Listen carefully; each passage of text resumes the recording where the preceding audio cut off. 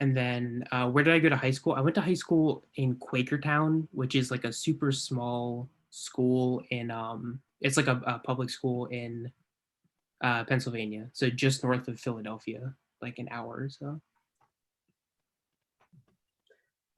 Yeah, so like, do you recommend any like, let's say, any books or any programs that could help students, like if they want to like pursue like computer science? Like, I know a lot of people in my grade as well, like they do things like Python or game programming.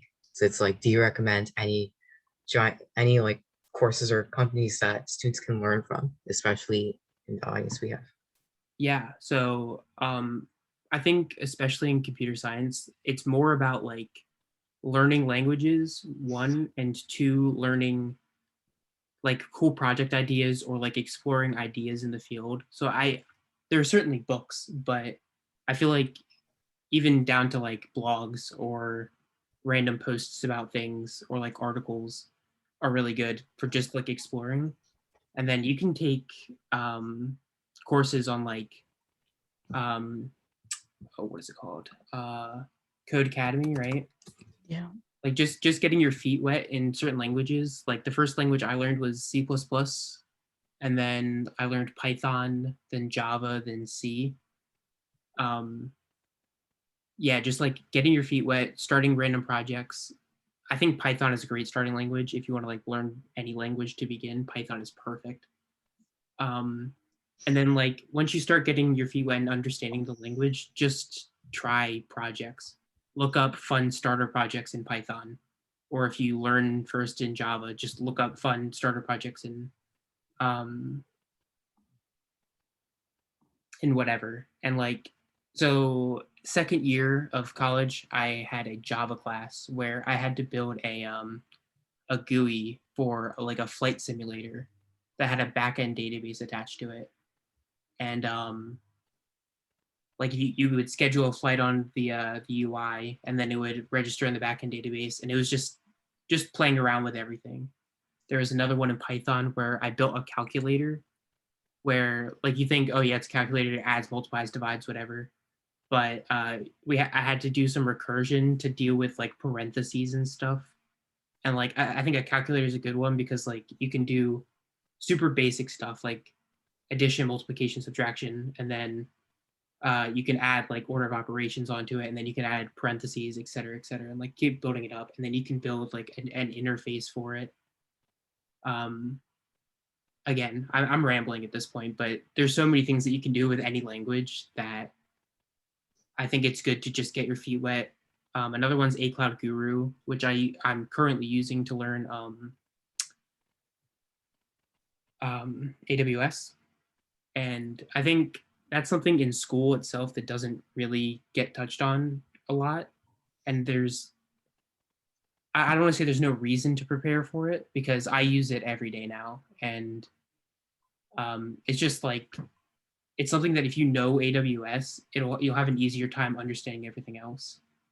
And I think even when applying to schools, I think it's a really, really impressive talent to be like, oh yeah, I'm AWS certified. Like I'm not AWS certified yet.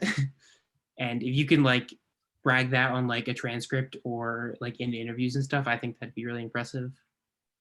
So maybe that's another avenue. Yeah. 1600 SAT score means no writing essays. I took the writing and essays. I could not tell you what I got on them because yeah, they don't really matter in terms of computer science, at least to my knowledge. But yeah, Well, that's always the confusion. Some people say 2400, some people say 1600. So is it a state-wise thing or SAT? You can pick and choose which way you want to go. so 5 years ago ish, it was 2400, and it had like different rules of um, instead of if you answered every question and you got everyone right, you got a 2400. But on the old system, if you got a question wrong, it deducted points. On the new system, which is now in place, I think it's everywhere. I don't think they've changed back. I'd be shocked if they did. It's now out of 1600, I believe, everywhere. And if you get a question wrong, it doesn't deduct, but you just don't get points for it, I believe is the new system. So the 1600 covers reading, writing, and math. Yes. Okay. All right. Yeah. And we also have another question from the chat. Would you recommend computer engineering or computer science?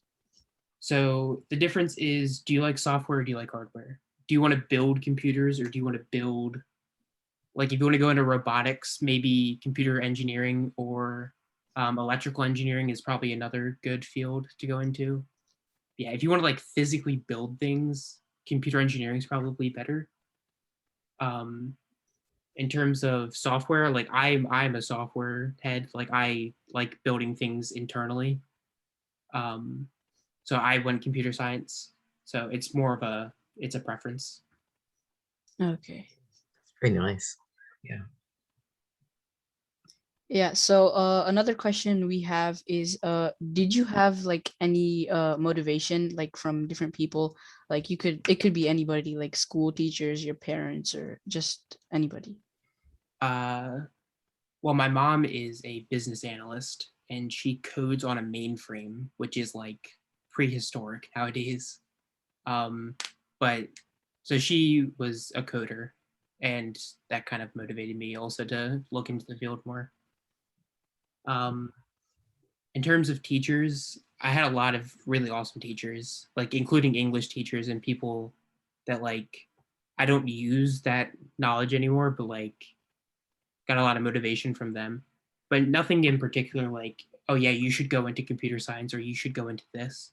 It's more like the general philosophy of do as you please.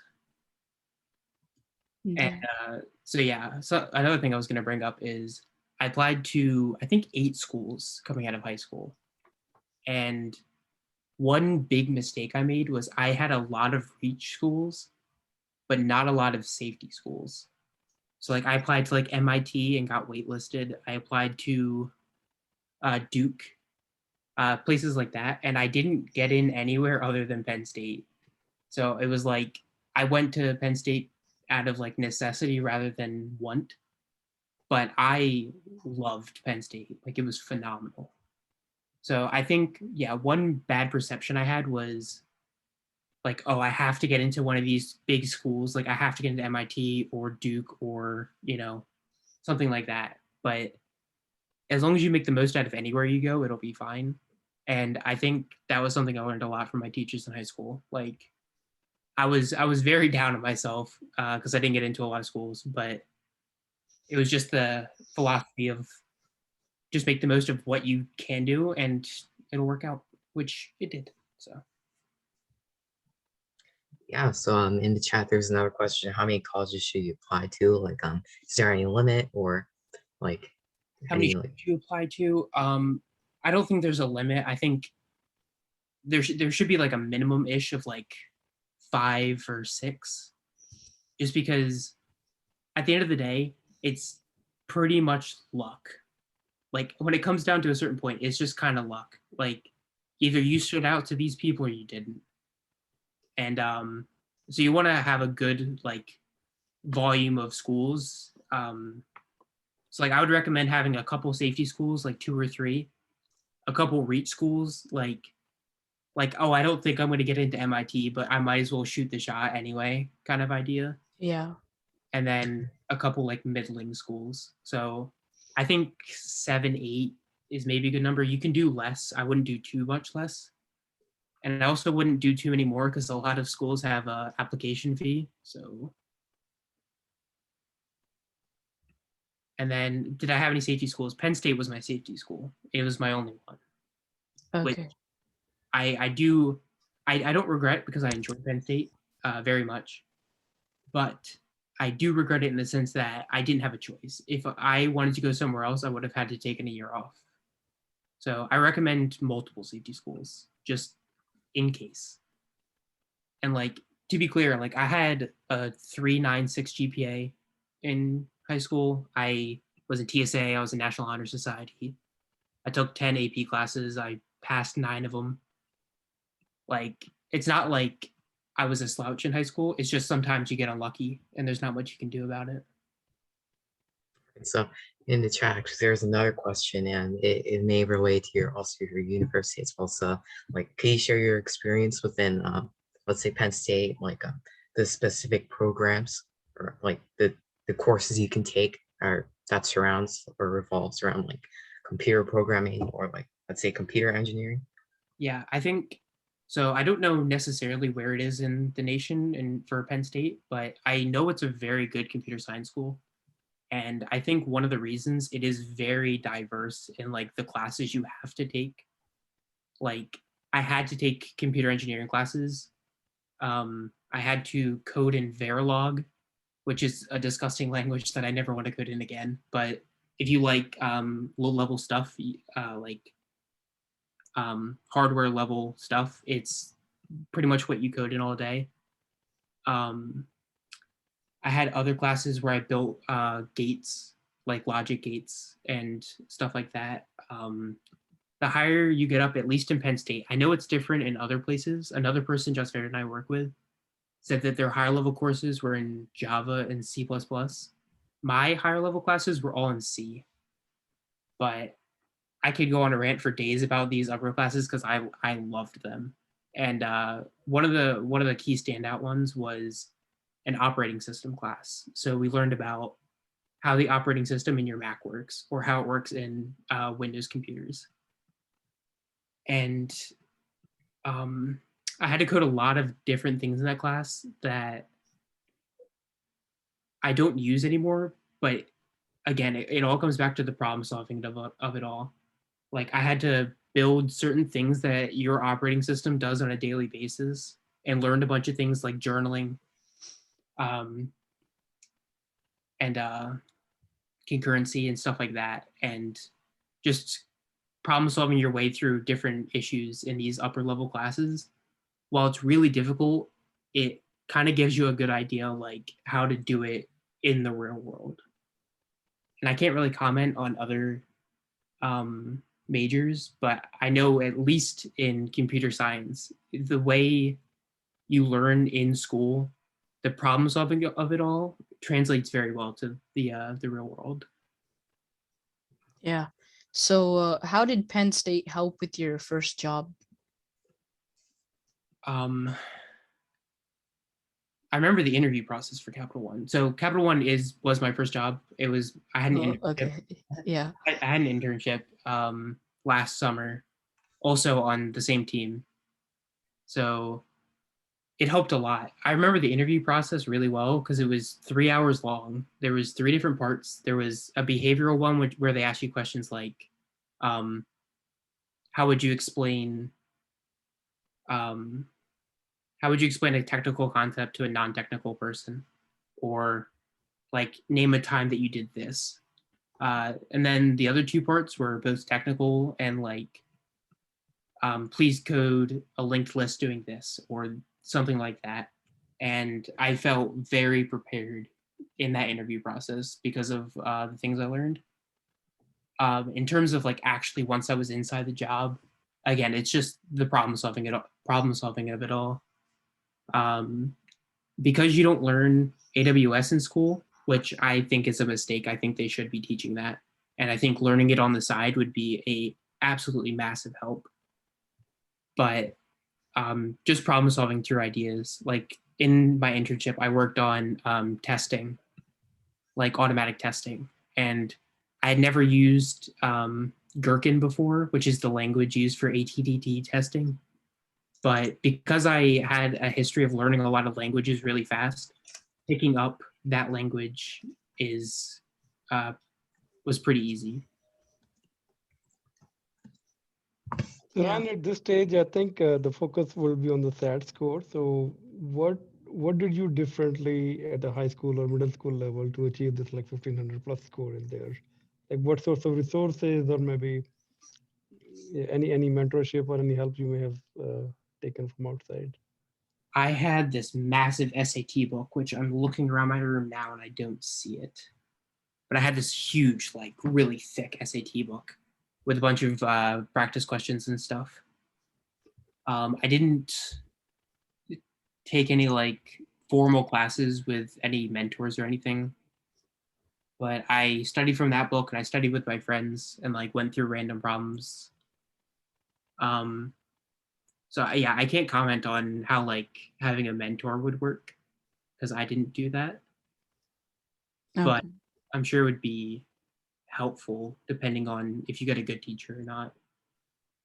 But yeah, I had this huge SAT book that I just did all the problems in. Yeah, so Okay. I think the lesson learned here is, yeah, you can do it by yourself if you want. Yeah.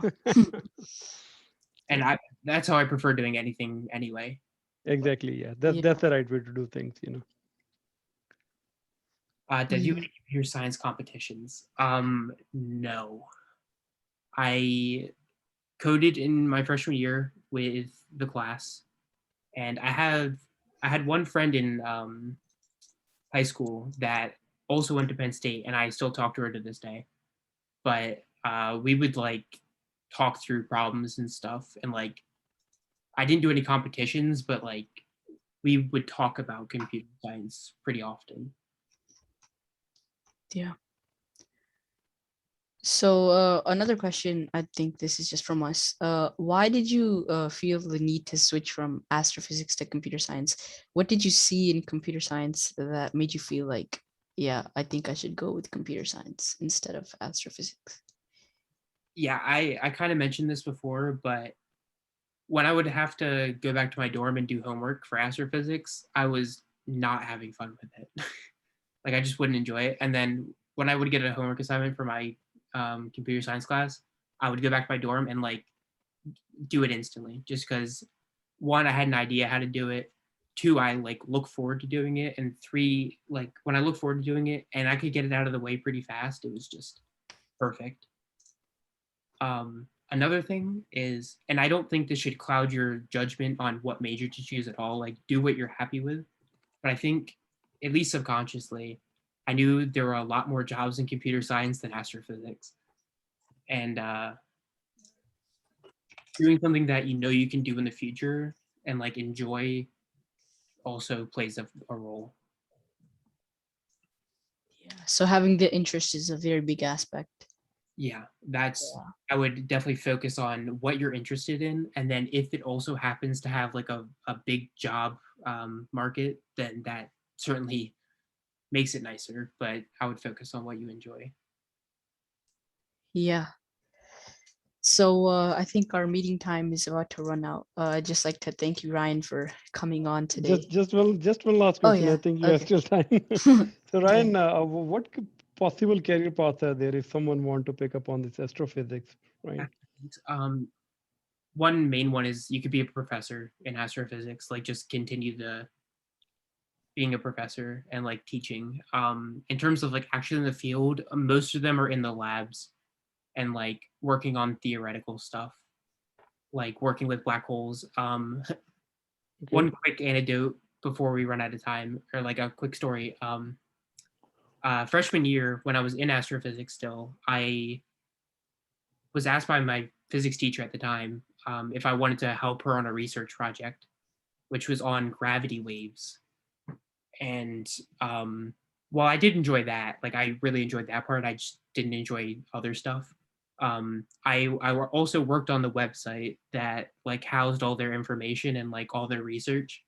So I guess that was kind of another thing that led me to computer science. Like I was working on a website for astrophysics, and I enjoyed the coding part of it more than I did the research of the astrophysics. So is there any link between astrophysics and aeronautics? Is there any shift you can make if you, let's say, join astrophysics and then switch on to aeronautics? I mean, yeah, that's another thing.